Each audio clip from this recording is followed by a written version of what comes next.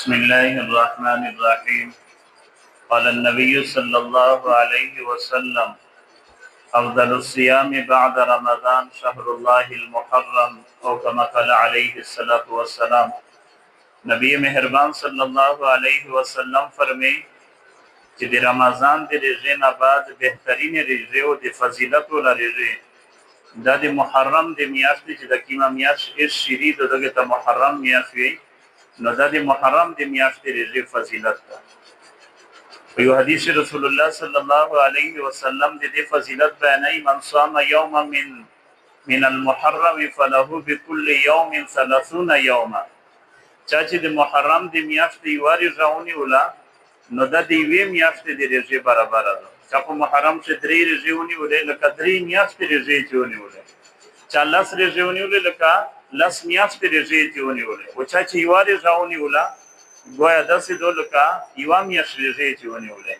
او خصوصا د نمو د لسم د تاریخ چې کوم د روزې فضیلت ده، حضرت عائشہ صدیقہ رضی الله تعالی عنها فرمی وی چې د رمضان د روزې د فرضیت نه مخکې د عاشورې روزه د لسم تاریخ د محرم روزه دا فرض په امت باندې به چې کله د رمضان د روزې فرضیت روغای نو پیغمبر علیه الصلاۃ والسلام فرمیل چې سی کې نفلی نسی او غنی فرضیت کې ختم شو. حضرت عبدالله ابن عباس رضی الله تعالی عنہ فرمی وی چې کله میزه مدینه منوره ته مسلمان هجرت وکړ نو په مدینه منوره کې يهود زیات وی، نو په دې ورځ باندې يهودي رضانی ولا پیغمبر علیه الصلاۃ والسلام پښتنه وکړه چې تاسو د رضا ویل نسی وی چې ځکه نسی چې د میزه شکریا د کوي چې الله رب العالمین موسی علیه السلام او بنی اسرائیل باندې فضل کړو چې فرعون الله تعالی چې دې دشمنو دې غر کړو په دا ورځ باندې، نو دې شکریا په تر باندې میزه د رضا نسی. پیغمبر علیه السلام فرمیل چې میزه موسی علیه السلام سره ډیر تعلق تا، یعنی موسی علیه السلام پیغمبر او زیا پیغمبر یې میزمنین کې د موسی علیه السلام یې نو میزه د رضا نسی. خدا د چاینده د پرامیر د يهود د مخالفت دی وجه نه دوی رضا نسی، دی صرف یو رضا نسی د لسم تاریخ میزه د نم تاریخ د لسم تاریخ رضا نسی یا د لسم دی لسم تاریخ